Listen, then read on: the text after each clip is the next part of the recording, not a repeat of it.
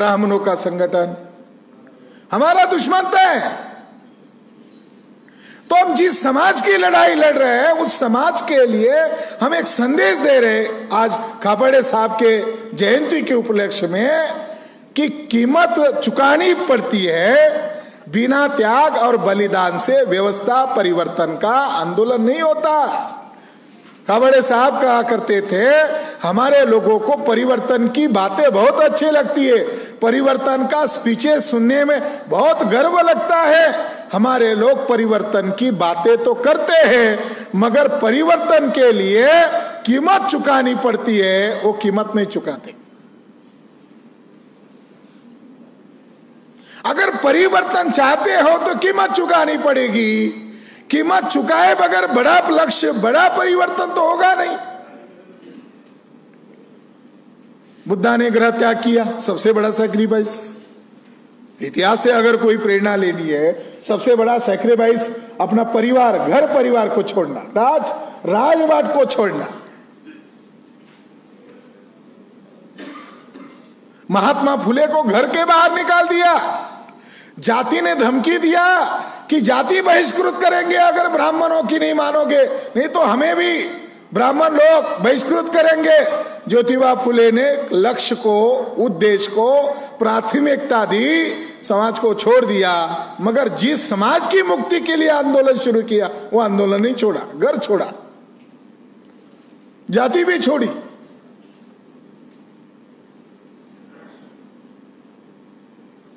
बाबा साहब अंबेडकर को बहुत मानते हो, बाबा साहब अंबेडकर की निजी जानकारी के बारे में कितना जानते हो? उन्होंने कितना सैक्रिफाइस किया। बाबा साहब अंबेडकर कहते हैं हमारा जो कार्य है ये पवित्र कार्य है। हम जिस जाति में पैदा हुए उसका उत्थान करना और तब तक इस कार्य को निरंतर चलाना जब तक हमारा उद्देश्य पूरा नहीं होता। धन्य वो लोग जो अपने इस महान कार्य के लिए अपनी जीवन जिंदगी लगाते हैं और किसी भी बात का परवाह नहीं करते, चाहे मान हो, अपमान हो, चाहे तूफान आ जाए, मगर अपने कार्य के लिए अडिग रहते हैं और इस कॉज के लिए अपनी जिंदगी लगाते। वो लोग धन्य। इसका उनका जीवन इसका मिसाल है कि उन्होंने कैसा कार्य किया। 5 बच्चे हुए, एक लड़की, 4 लड़के मर गए। सैक्रिफाइस अपने जो बच्चे हैं इनका तक सैक्रिफाइस किया। काय के लिए? समाज के लिए। तो बामसेब संगठन काम करने, संगठन बनाने के लिए नहीं बनाया, सैक्रिफाइस करना होगा। तो परिवर्तन की बातें करने से नहीं चलेगा, परिवर्तन करने के लिए सैक्रिफाइस करना होगा, कुर्बानी देनी होगी। जैसे खापड़े साहब ने जिंदगी लगाकर संगठन का निर्माण किया और अपने अंतिम दिनों में कहा अब लड़ने का समय आ गया है, अब मैदान में आना होगा, क्रांति होने वाली है, इसकी तैयारी हमें करनी होगी। और वो जो क्रांति करने की जो बात कर रहे थे, जो क्रांति हम करने वाले हैं, इसका उचित समय आया जब हम कह रहे थे, तब डिस्प्यूट हो गए। फिर से संगठन को खड़ा करना पड़ा, फिर से चलाना पड़ा। आज मेश्राम साहब के कहने पर देश भर में लोग जेल भरो आंदोलन करते। एक आज अगर कह दिया कि घंटे भर में आपको जेल भरो आंदोलन करना है, लोग जेल भरो आंदोलन के लिए भी डरते नहीं है। यह है उद्देश्य के प्रति कर्मठता, ये भक्ति नहीं है। ये उद्देश्य के प्रति लिए, उद्देश्य के प्रति उनकी कर्मठता है। तो अब हम जो 2 बार भारत बंद कर चुके हैं, यह हमारे सामाजिक आंदोलन की सबसे बड़ी अचीवमेंट है कि कर्मचारी लोगों का जो 13 पॉइंट रोस्टर लगाया और उनकी नौकरियों को पर कुल्हाड़ी मारी गई और कर्मचारी लोग ताकते रहे, अब हमें कौन बचाएगा। एक भी एमपी एमएलए उनकी आवाज नहीं बनना चाहते थे। यह संगठन, सामाजिक संगठन मैदान में उतरा और कर्मचारियों की नौकरी बचाई। माइनॉरिटी लोगों के लिए संकट खड़ा हो गया। पूरे देश भर के लिए संकट खड़ा हो गया, आदिवासियों के लिए संकट खड़ा हो गया। सीए, एनआरसी, एनपीआर, इसके खिलाफ देशव्यापी आंदोलन चलाया, दुश्मन डर गया। तीसरी बार भारत बंद करने का ऐलान हुआ, लॉकडाउन घोषित हो गया। जैसी तारीख डिक्लेयर होगी, लॉकडाउन घोषित हो गया। अभी हम ओबीसी की जाति जनगणना के लिए भारत बंद कर रहे हैं, इससे दुश्मन घबराया हुआ है और पर्दे के पीछे से दुश्मन क्या कर रहा है, हमारी शक्ति का विघटन करना चाहता है। ये तो अपने आप नहीं हो रहा है ना। उनका आचरण, उनकी बोली, जो लोग दुश्मनों के इशारे पर कार्य कर रहे हैं, उनकी आचरण और उनकी बोली किसके फायदे के लिए, दुश्मन के फायदे के लिए। मेश्राम साहब कह रहे हैं हमारा एनिमी डिसाइडेड है, हमारा दुश्मन डिसाइडेड है, हमको उससे लड़ना है, इन लोगों से नहीं लड़ना है। अब दो जो तोड़फोड़ करने वाले लोग हैं वो दुश्मन को छोड़ रहे हैं, वामन मेश्राम को पकड़ रहे, बोल रहे यही है दुश्मन हमारा। उनका आचरण क्या है? इसीलिए साथियों, कीमत नहीं चुकाने वाले लोगों ने तोड़फोड़ किया, भगोड़े लोगों ने, गद्दार लोगों ने। और जो संगठनात्मक इतिहास से जानकारी क्या मिलती है, इतिहास से हमें हमारे दोस्त दुश्मन की पहचान होती है, इससे विचारधारात्मक समझ पैदा होती है। इतिहास की बातों से विचारधारात्मक समझ पैदा होती है। मगर संगठन चलाना कोई बच्चों का खेल नहीं है। संगठन की बातें जटिल होती है, आसान नहीं है। संगठन की बातें कॉम्प्लिकेटेड होती। संगठन एक अपने आप में तंत्र है और संगठन में एक तंत्र लागू करना एक उस उद्देश्य के लिए अनिवार्य है। जैसे हमारा व्यवस्था परिवर्तन लक्ष्य है, तो संगठन में नियंत्रण, निर्देशन, यह तंत्र लागू करना होगा। और ये व्यवस्था, तब संगठन का चरित्र सुचारू रूप से चलेगा। एक व्यक्ति का चरित्र है और एक संगठन का चरित्र है। जिन लोगों को नियंत्रण, निर्देशन, यह तत्व अमान्य होता है, उन लोगों के लिए संगठन अमान्य होने लगता है, संगठन की बातें अमान्य लगती है। टकराव क्यों होता है? वो अनुशासन में नहीं रहना चाहते। तो खापर्डे साहब के जन्म जयंती के अवसर पर हम संगठनात्मक मैसेज कार्यकर्ताओं को देना चाहते हैं कि जिस लक्ष्य, जिस मकसद, जिस उद्देश्य के लिए खापर्डे साहब ने जिंदगी लगाई, उस लक्ष्य को, उस उद्देश्य को हमें हर हालत में पूरा करना है। खापर्डे साहब ने एक बार एक उदाहरण देते हुए कहा कि गोलवलकर को पूछा कि तुम्हारी सफलता का राज क्या है। गोलवलकर को पूछा तुम्हारी सफलता का राज क्या है। तो गोलवलकर ने जवाब देते हुए कहा, दो टूक बात, बहुत संक्षिप्त जवाब दिया। उसने कहा हमारे कार्यकर्ताओं का उद्देश्य के प्रति निष्ठा, ये मेरी सफलता का राज है।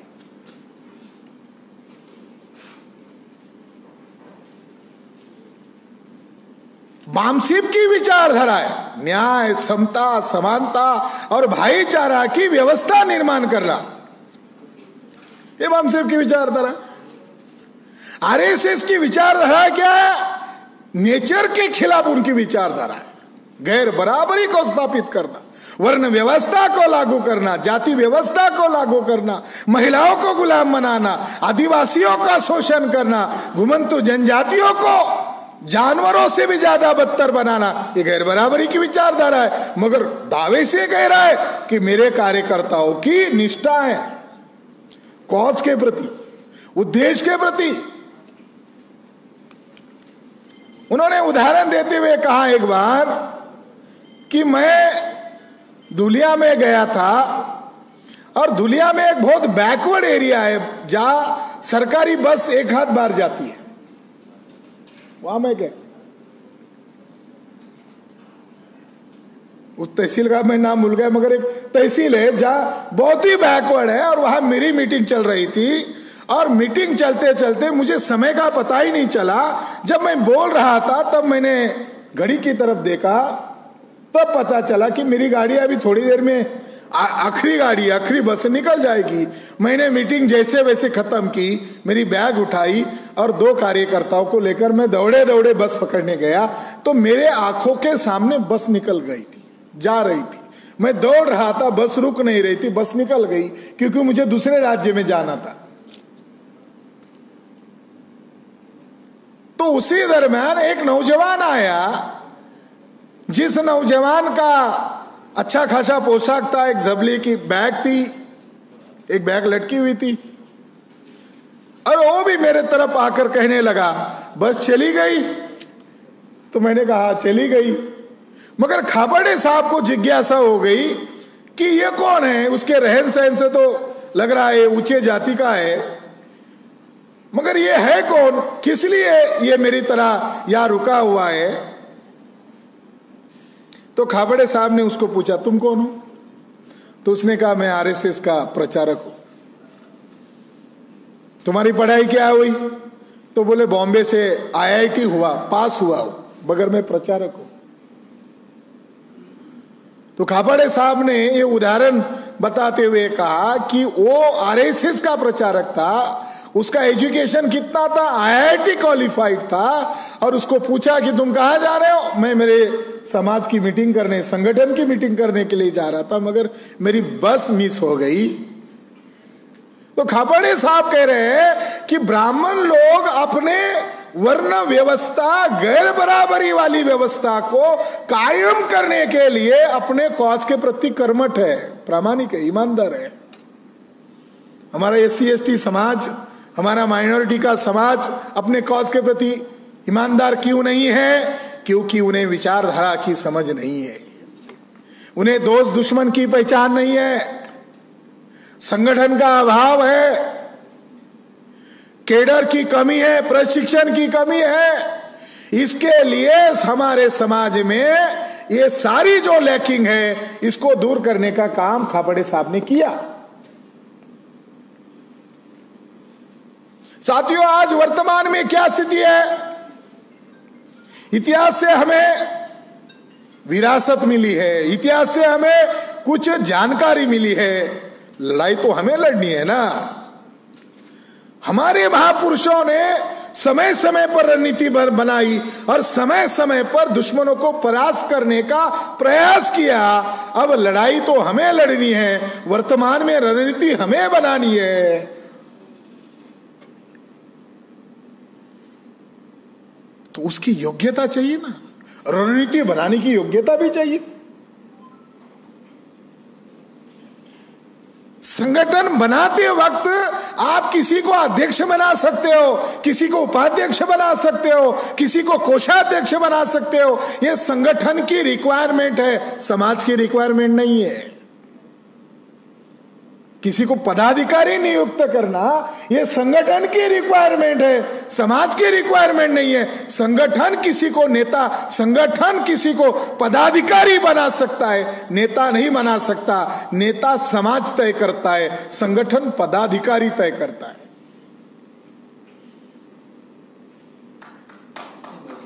आज बहुत सारा जो नाटक चल रहा है, काय का नाटक चल रहा है, मैं अध्यक्ष हूं।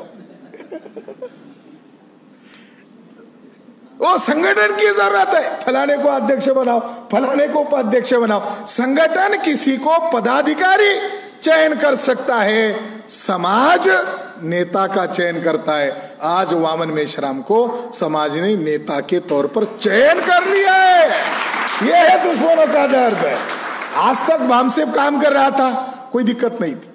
हॉल में इकट्ठा होते हैं, टेडर कैंप करते हैं, 5 दिन के अधिवेशन होते हैं, 5 दिन के ट्रेनिंग कैंप भी होते हैं, उनको दिक्कत नहीं हो रही थी। अब दिक्कत काहे के लिए हो रही है? उनकी व्यवस्था में हस्तक्षेप करने का कार्यक्रम कौन कर रहा है? वामन मेश्राम कर रहा है। उनकी व्यवस्था में जो दखलंदाजी कर रहे हैं और समाज को उनका असली चरित्र दिखा रहा है, जिससे समाज में असंतोष पैदा हो रहा है और व्यवस्था के लिए यह आदमी खतरा बना हुआ है। ये है दुश्मनों का असली दर्द।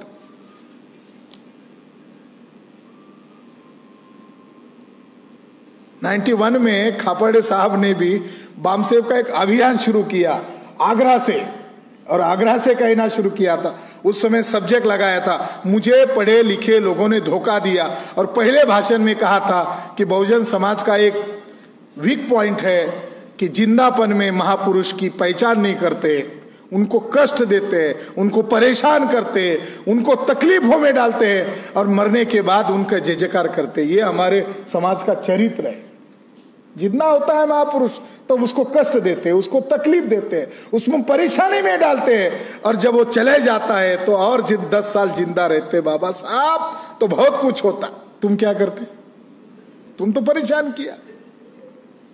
परेशान करने का सबूत बाबा साहब ने रिटर्न में कहा। उनको लगा ये बात निजी तौर पर कहूं सही नहीं रहेगा, कल कोई आंदोलन चलाएगा तो उसको भी ये अनुभव से गुजरना पड़ेगा, इसलिए बोल दिया मुझे पढ़े लिखे लोगों ने धोखा दिया।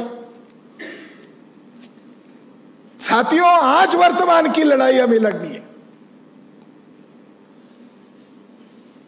और वो लड़ाई लड़ने के लिए किस बात की जरूरत है? ईमानदारी की जरूरत है, निष्ठा की जरूरत है, कमिटमेंट की जरूरत है। ईमानदारी कमिटमेंट के लिए कोई टैबलेट नहीं है। ईमानदारी कमिटमेंट के लिए कोई टैबलेट नहीं है।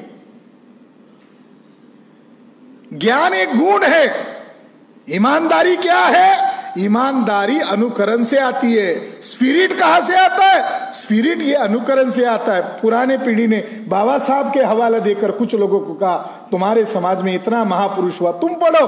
लोगों ने अनुकरण किया तो समाज में लायक लोग तैयार हुए। स्पिरिट।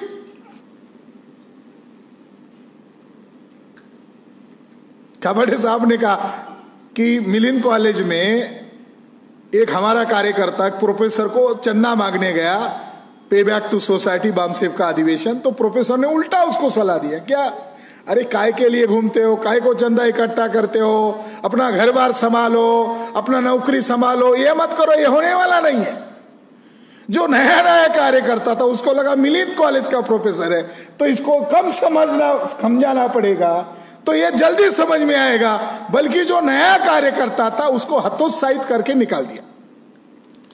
अब मेश्राम साहब उधर थे तो वो नए कार्यकर्ता ने हताश होकर मेश्राम साहब को बात बता, उसी प्रोफेसर के पास गए और उसको कहा आपने क्या कहा? फिर उसने वही कैसेट रटना शुरू कर दिया, काय के लिए करते हो, कुछ नहीं होने वाला। तो मेश्राम साहब ने कहा सही है, आपसे बहस करने की क्या जरूरत है, आप मुझे बताइए, बुद्धा ने त्याग कर दिया, फुले शाह अम्बेडकर ने सैक्रिफाइस किया, इसके लिए आप क्या कहोगे? उन्होंने तो जिंदगी लगाया। तुम्हारे सिद्धांत के आधार पर उनकी परीक्षा करोगे तो वो जलील होकर कहने नहीं, ये करना चाहिए। स्पिरिट अनुकरण से आता है, मगर ईमानदारी निष्ठा की बात जो है वो कहां से पैदा होगी? तो साथियों, हमारे उद्देश्य के प्रति जो निष्ठावान है, कर्मठता से लगा हुआ है, उसकी टेस्ट होती है समय समय पर। आज हमारे समाज में अगर किसी से उम्मीद है वो बामसेब से उम्मीद है, बहुजन क्रांति मोर्चा से उम्मीद है, और जितने भी हमारी ऑब्सोल्यूट विंग है उन तमाम लाखों करोड़ों लोगों से आज हमारा समाज हमसे उम्मीद लगाए हुए, होप्स लगाया हुआ है। 31 मई 1991 को न्यू इकोनॉमिक पॉलिसी आ गई। इसके खिलाफ जब शुरू में बामसेब के अधिवेशनों में सब्जेक्ट लगाए जाते थे तो लोग कहते थे कि बामसेब के लोग पागल हो गए, कोई संविधान में छेड़छाड़ नहीं कर सकता, प्राइवेटाइजेशन आ नहीं सकता, संविधान में ऐसा प्रावधान है ही नहीं। 91 से लेकर 2022 तक कितने साल हो गए? 33 साल हो गए।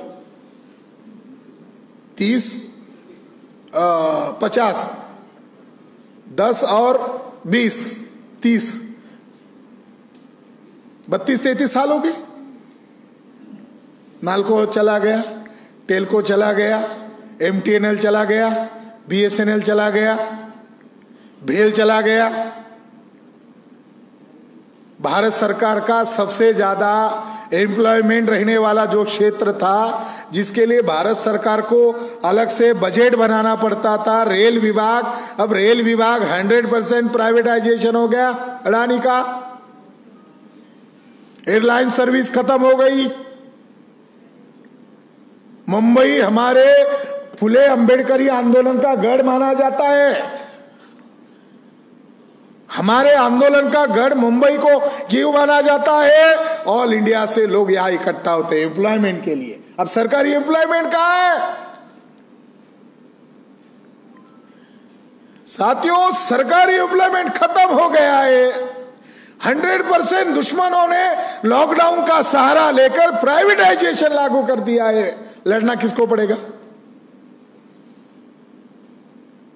केवल सभा सम्मेलन करने के लिए संगठन बनाया? केवल बातें करने के लिए संगठन बनाया?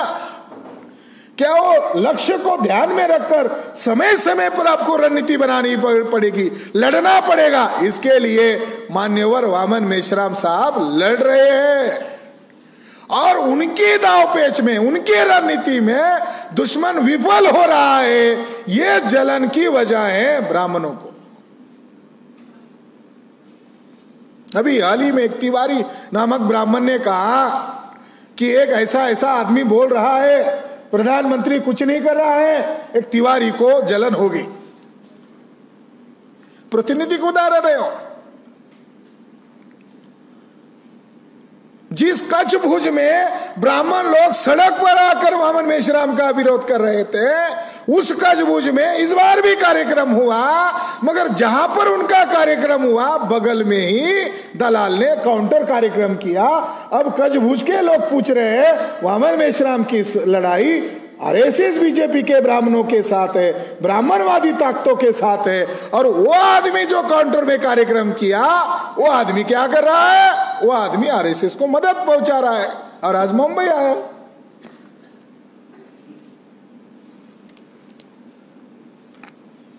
अफवाहें फैला रहे कांग्रेस से समझौता किया। कहा किया? अकल ठिकाने पर है?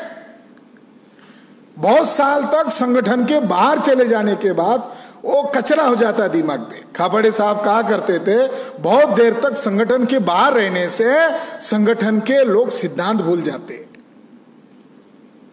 अपनी गलती, अपनी कमियां, अपनी नालायकी को छुपाने के लिए ब्लेम लगाने का कार्य कुछ लोग कर रहे हैं। वो ज्यादा देर तक नाटक चलने वाला नहीं है। इस देश में व्यवस्था परिवर्तन होकर रहेगा। और जो खाबड़े साहब ने कहा था दलाल और भड़ों की संख्या बढ़ेगी, बाहर बढ़ रही है और कुछ लोग उन संख्या में बढ़ोतरी कर रहे हैं। मुझे लग रहा है ये संकेत है। अच्छा हो गया। पीठ में छुरा खुपसने वाले लोग और जंगे मैदान में होते, न जाने क्या नुकसान कर देते। अच्छा हुआ। अहमदाबाद में जेल भरो आंदोलन किया और वो गुजराती में पुलिस बोल रहे थे। एक बड़ा नेता हमने जिसको चेहरा बनाया राष्ट्रीय लेवल का, मेश्राम साहब के साथ अंदर तक था, पीछे मुड़ के देखा, कहां है वो मेरा नेता? वो गायब। इसलिए मेश्राम साहब ने कहा गद्दार और भगोड़े, बेवजानी का। तो साथियों, व्यवस्था परिवर्तन करने के लिए भारत बंद की बड़ी तैयारी ऑल इंडिया में हो रही है। आज खापड़े साहब के जन्म जयंती के अवसर पर आप लोगों को ये संदेश देना चाहता हूं कि जो 25 मई को भारत बंद करने की जो तैयारी करनी है, चाहे ओबीसी की जाति आधारित गिनती का मामला हो, चाहे वो एनआरसी का मामला हो, सीए एनपीआर का मामला हो, हर एक एजेंडे पर 10 पॉइंट्स है। इसको आधार बनाकर हमें समाज में जन जागरण का कार्य करना होगा।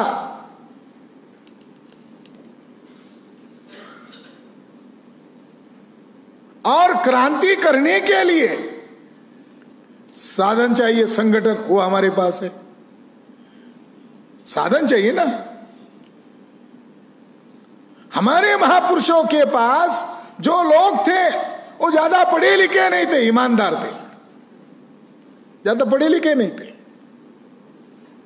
आज हमारे समाज में पढ़े लिखे लोगों का हमने संगठन बनाया, और जब हम ग्रास रूट पर जाते हैं तो आधे घंटे के बाद ही गांव देहात के लोग बोलते हैं, साहब किधर मोर्चा लेकर आने का उतना बताओ। क्यों? उन्हें व्यवहार ज्यादा समझ में आता है, उन्हें फिलोसॉफिकल बातें कम समझ में आती है, सिद्धांत की बातें कम समझ में आती है, मगर उसको व्यवहार ज्यादा समझ में आता है। महंगाई बढ़ गई है, बेरोजगारी बढ़ गई है, किसान आत्महत्या कर रहा है, महिलाओं की इज्जत तक सुरक्षित नहीं, इस देश में लोकतंत्र विफल कर दिया गया है। तो ऐसे समय में उसको बचाने का कोई रास्ता बन रहा है तो लोग उसके साथ जुड़ते हैं।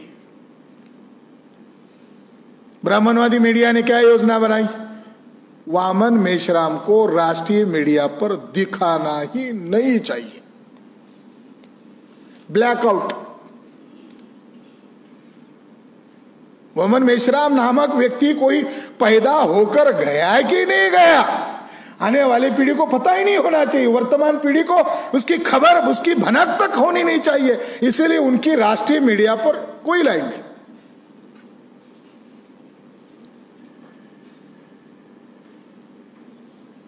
हाँ, उद्देश्य को ध्यान में रखकर योजना बनाई जाती है। हमने उद्देश्य तय किया। क्या उद्देश्य तय किया? वामन मेश्राम साहब का जन्मदिन मनाएंगे। क्यों मनाएंगे? भक्ति करने के लिए नहीं। जो उनका चेहरा हमारे क्राउड बेस, केडर बेस लोगों को मालूम है, केडर बेस लोगों को मालूम है, क्राउड बेस जब तक नहीं आएगा, ये फेस क्राउड बेस जब तक नहीं बनेगा, तब तक वो नेतृत्व के साथ आम जनता कैसे जुड़ेगी? उसको ध्यान में रखकर रणनीति बनाए।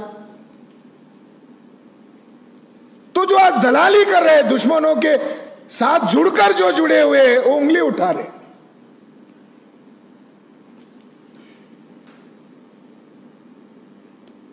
ब्राह्मणवादी मीडिया इस आंदोलन की दखल नहीं लेता, इस आंदोलन को रोकने के लिए बदनामी का सहारा चुनता है।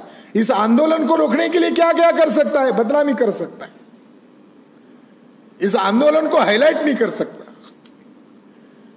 इसको चलाने वाला जो नेतृत्व है, उस नेतृत्व को एक तो दिखाएगा नहीं, अगर नहीं दिखाएगा तो उसकी छवि हनन करने का काम कर सकता है। इसलिए साथियों, दुश्मनों ने कुछ दलालों को छवि खराब करने के काम पर लगाए। वो खराब नहीं कर सकते हैं, ना हाईलाइट कर सकते हैं, तो उन्होंने रणनीति बनाई, अगर हम ब्राह्मणों ने डायरेक्ट अटैक किया तो इससे बहुजन समाज और इकट्ठा हो जाएगा।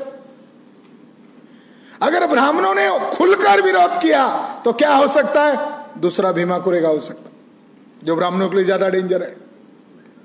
ब्राह्मण इस आंदोलन का खुलकर अगर विरोध करे तो ब्राह्मणों के लिए बहुत ही ज्यादा खतरनाक साबित हो सकता है। और कितना खतरनाक साबित हो सकता है? दूसरा भीमा कोरेगा हो सकता है। अब इस आंदोलन को रोकना संभव नहीं है, नेतृत्व को रोकना संभव नहीं है। तो दुश्मनों ने योजना बनाई कि जो नेतृत्व समाज में स्थापित हो गया है, समाज ने उस नेतृत्व की टेस्ट लिया है, 45 साल लगाकर इस संगठन को देशव्यापी बना दिया है। अब बामसेब का जो उद्देश्य था, लक्ष्य था, भौगोलिक एरिया में देशव्यापी स्थापित करना और सभी सोशल सामाजिक समूहों में इसकी जड़ें स्थापित करना, वो लक्ष्य पूरा हो गया। अब बामसेब का लक्ष्य क्या है? अब जनता की लड़ाई लड़ना। तो मेश्राम साहब ने योजना बनाई कि साल में 2 बार भारत बंद, 6 महीना तैयारी फिर भारत बंद, और 6 महीना तैयारी और भारत बंद। तो आने वाले 10 साल में हम लोग क्या करने वाले हैं? आने वाले 10 साल में हम 20 बार भारत बंद करने वाले हैं। तो इसीलिए साथियों, मुंबई प्रांत के लोगों को अपील है, आदरणीय खापर्डे साहब के जयंती के अवसर पर अब हमें सड़क की लड़ाई के लिए तैयार होना है। और जब हम समाज की लड़ाई सड़क पर उतर कर करेंगे तो समाज में जो भाव हमारे महापुरुषों के आंदोलन से और हमारे लाखों करोड़ों कार्यकर्ताओं ने जो बामसेब के द्वारा समाज में जो आंदोलन का भाव तैयार किया है, व्यवस्था परिवर्तन की काम शुरू किया है, इसके समर्थन में जनमत खड़ा हो सकता है। ये काम आप करोगे, ये मैं आपसे अपेक्षा रखता हूं। और इस कार्य को करने के लिए अभी हमारे सामने 25 तारीख है। अभी हमारा कोई दूसरा काम नहीं है, अभी एक ही काम है, 25 मई भारत बंद की तैयारी। ऑल इंडिया में इसके अभी दूसरे कोई कार्यक्रम नहीं है, अभी दूसरा कोई हमारा एजेंडा नहीं है, हमारा एक ही एजेंडा है, भारत बंद। आपको अंदाजा नहीं है इसका कितना डर गृह विभाग को हो गया है, इसका कितना डर प्रधानमंत्री को हो गया है। कुछ ऐसी डिमांड है जो उन्होंने अभी डिक्लेयर कर दी, हाँ वो लागू करेंगे, अभी तो हमने आंदोलन शुरू किया ही नहीं। जैसे नीट का मामला, आंदोलन करने के पहले सवाल, पेंशन योजना की खबरें आ रही है, मगर 100% प्राइवेटाइजेशन होने के बाद कौन सी पेंशन योजना रहेगी? 100% जब तुम प्राइवेटाइजेशन करोगे कौन सी योजना रहेगी? सरकार को डर लग रहा है श्रीलंका में जो आग लग गई वो भारत में ना आ जाए। सरकार को, नरेंद्र मोदी को, भोर भागवत को डर लग रहा है जो श्रीलंका में आम जनता ने सड़क पे उतरकर जो आंदोलन शुरू कर दिया वो भारत में आया तो BJP supporter Congress, BJP supporter Makpa बाकप, BJP supporter Trinamool Congress. Opposition में कौन है हमारे अलावा? अपोजिशन में कौन है? ब्राह्मण का विकल्प ब्राह्मण नहीं हो सकता। ब्राह्मणों के जो दलाल बने गए लोग हैं, सांसद, एमपी, एमएलए, वो ब्राह्मणों की व्यवस्था को मेंटेन कर रहे हैं। इस देश में सही मायने में सच्चे देशभक्त अगर कोई है तो हम लोग हैं। इस देश को बचा रहे, संविधान को बचा रहे, हमारे अधिकारों को बचा रहे। इसीलिए हमारी लड़ाई छोटी लड़ाई नहीं है, मान, सम्मान, स्वाभिमान को बचाने वाली लड़ाई है।